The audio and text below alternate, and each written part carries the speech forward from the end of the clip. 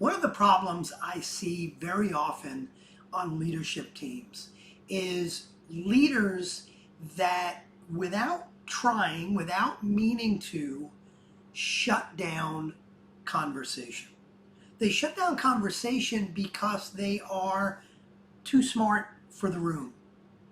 Very typically, it comes from the CEO, and they state their opinion so strongly that it shuts everybody else down, and great ideas that should get onto the table, that may challenge this leader's ideas, other ways of looking at it, never come up. I see that happen a lot. I've worked and coached leaders on solving that before. But I just read a great book I'm going to tell you about. And sometimes when you learn something new, you read a great book, it helps you to put language around a problem that you didn't have before. And when you put language around that problem, you can do a much better job of solving it. So let me describe the problem a little bit more, and then I'll tell you about this book and give you a process it recommends. You may want to go read the book, but I'll tell you about that in a minute. But an example of this is an issue comes up in a meeting. The CEO states their opinion very strongly and then says nothing and waits to see if the room reacts. And the room doesn't, because the CEO stated it so strongly, they're afraid to challenge it because they might look foolish. Or the CEO does more than that. The CEO states their opinion and then says something like, does anybody not see this the same way? Or wouldn't you all agree? How do you challenge a leader when they do that? Again, if you challenge them, there's a chance you might look foolish. So I've seen that before, I've coached on it before, but here's the book and the language that I think will help you decide whether you have this problem or other folks on your team have this problem and how to go about solving it. So there's a book called Conversational Capacity. It was recommended to me by a great sales coach I know named Mike Carroll. So Mike, if you're watching this, thank you. It's written by a guy named Craig Weber. And in the book, Conversational Capacity, he talks about a continuum. And you want to be right in the middle of that continuum, the sweet spot, he calls it, to have great conversational capacity. And on one end of the continuum is something he calls minimizing. Minimizing says you are afraid to speak up in a meeting. Or when you do speak up, you minimize it. You say, this is probably not important, but... Or, we don't really need to solve this, but I've kind of looked at it this way. You shut up or you minimize what you're saying, which lowers your ability to add real value in the conversation. So one end is minimizing. The other end of the spectrum is winning. Winning says your goal in a debate, in an argument, is to win. It's not to gather more information. It's not to see other perspectives. You are so confident you're right that your goal is to win. And this is the problem.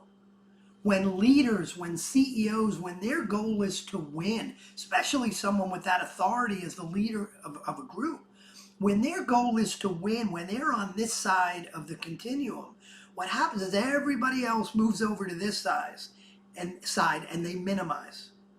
And where you want to be is in that sweet spot in the middle.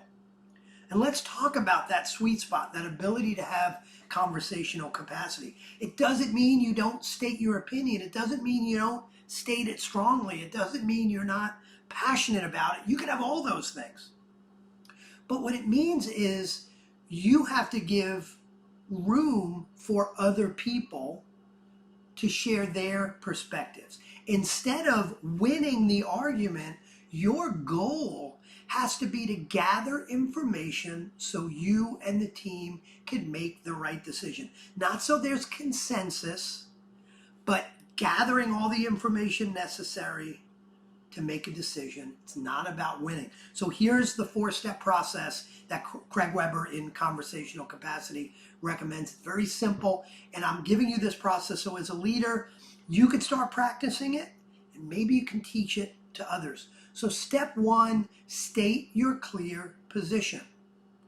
This is not about shutting up. This is about stating your position, stating it in a clear way. It's okay if it's in a forceful way. That's step one, state your position. Step two is to explain your thinking. Don't just say, this is what I think. I hope you all agree. State your opinion, your position, and then describe what led you to believe that. That's step two. Step three is to test your perspective. Testing your perspective is not saying, don't you all agree? That's not a good test, but saying, hey, who sees this differently? I don't need other people to agree with me. I want to know who sees this differently. What am I missing? What do you see that I don't see?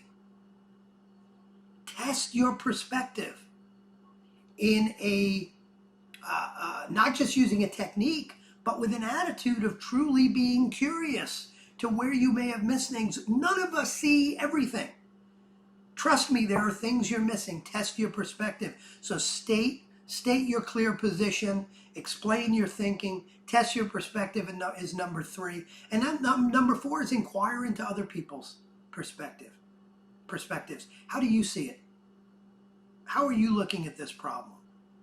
How would you solve this problem? Now, when you do all those things, again, your goal is not winning. Your goal is gathering information to make the right decision. So it's not about minimizing.